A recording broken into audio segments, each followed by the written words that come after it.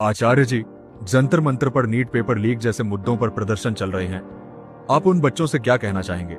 हुआ क्या है? जो हुआ है उसमें दो घटनाएं शामिल हैं। पहली घटना के बारे में तो हम खूब चर्चा कर रहे हैं, पर जो दूसरी घटना है ज्यादा महत्वपूर्ण है, वो छुपी हुई है।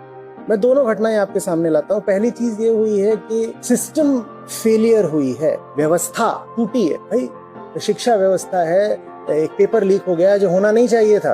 आपका जो टेस्टिंग सिस्टम है, जो प्रोसेसेस हैं, उनमें सीधे सीधे दरार सामने आई है, और वो दरार अभी की नहीं है, वो बार बार सामने आ रही है। और उस दरार को लेकर के हम सभी कुपित भी हैं, और हम चाहते हैं कि उस दरार को भरा भी जाए। लेकिन जो इस पूरी बात का दूसरा पहलू है, उसको आंदोलन, अनशन, इस्तीफा कोई भी संबोधित नहीं कर रहे हैं। उसकी बात ना जंतर मंतर में हो रही है, ना संसद में हो रही है। मैं वो दूसरा पहलू आपके सामने लाना चाहता हूँ, क्योंकि और कोई मुझे उस दूसरे पक्ष की बात करता दिखाई नहीं दे रहा है। पहली बात तो ये है कि पेपर लीक हो गया। अब दूसरी बात सुनिए, पेपर का लीक होना एक बच्चे की, एक छात्र, एक युवा की जिंदगी से ज्यादा कीमती कैसे हो गया? ऐसे कैसे हो गया कि 1 दर्जन से ज्यादा युवाओं ने, पढ़ने में आ रहा है आप ही लोगों की रिपोर्ट्स में, अभी अपनी जान ले ली। और हर साल ऐसा होता है कि इन्हीं प्रतियोगी परीक्षाओं के दबाव में आकर के दर्जनों, यदि सैकड़ों नहीं तो कम से कम दर्जनों युवा अपनी जान ले लेते हैं। भाई पेपर का लीक होना, मेरी बात को समझिए, पेपर का लीक होना एक बात है, और पेपर का लीक हो जाना, इतनी बड़ी बात बन जाना